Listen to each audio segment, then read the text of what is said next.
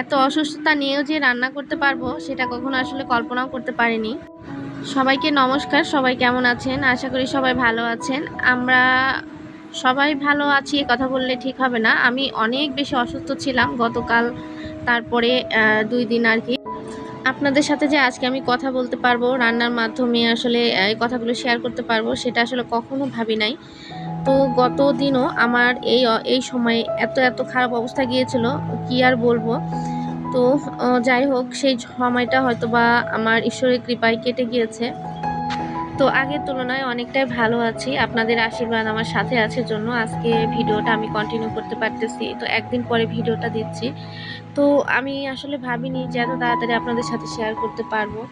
তো যাই হোক, আমাকে খুব বেশি কষ্ট করতে হয়নি। কেন কি আমার খালা আছে, খালা সবকিছু আমাকে গুছিয়ে দিয়ে গেছে। জাস্ট আমি একটু দাঁড়িয়ে রান্না করছি।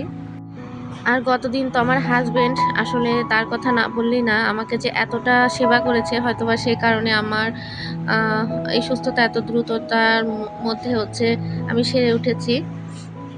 তো গত রাতে যখন আমি খুবই অসুস্থ ছিলাম, সারা রাত সে আমার সাথে জেগেছিল। একটুকু সে আমার জন্য ঘুমাতে পারেনি। আমাকে যখন যা লেগেছে দিয়েছে, আমাকে হেল্প করেছে, আমার কষ্টটা শেয়ার করার চেষ্টা করেছে আর কি, সে অনুভব করার চেষ্টা করেছে আর কি, যদিও আমি ভালো মতো এখন বলতে পারতেছি না। তারপরে সকাল থেকে উঠে আমি কি খাবো না খাবো, তারপরে সে নিজে রান্না করেছে, ছেলেকে খাইয়েছে, স্কুলে নিয়ে গিয়েছে পরীক্ষা দিতে, আবারও তাকে দিয়ে এসেছে, আমার ওষুধ নিয়ে এসেছে, সব কিছু আমাকে দিয়েছে। তারপরে কোন ডাক্তারের কাছে নিয়ে যাবে, কোথায় নিয়ে যাবে, কিভাবে কি করবে, সবার সাথে আসলে যোগাযোগ করতেছিল কিভাবে কি করা যায় না যায়। তো এইভাবেই আবারও সে দুপুরবেলা রান্না টান্না করে ছেলেকে খাইয়ে নিয়ে আমাকেও দেখতেছিল, ওষুধ দিচ্ছিল, আমাকেও খাইয়ে দিচ্ছিল। আমি খাবো না, তারপর আমাকে জোর করে খাইয়ে দিচ্ছিল। আসলে এই কথাগুলো আমার স্বামী প্রশংসা করতেছে কিংবা আপনাদের শোনানোর জন্য না। তো আমার মনে হয়েছে আমরা সবসময় মেয়েরা স্বামীদের মানে পজিটিভ দিকটা কখনোই দেখি না।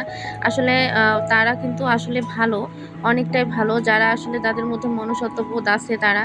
তো আমার স্বামী আমার কাছে আসলে খুবই স্পেশাল, কারণ সে এই বিষয়গুলো খুব ভালো বোঝে। আর এই জন্য আমি অনেক লাকি যে তার মতো একজন স্বামী আমি পেয়েছি, হয়তোবা গড গিফটেড।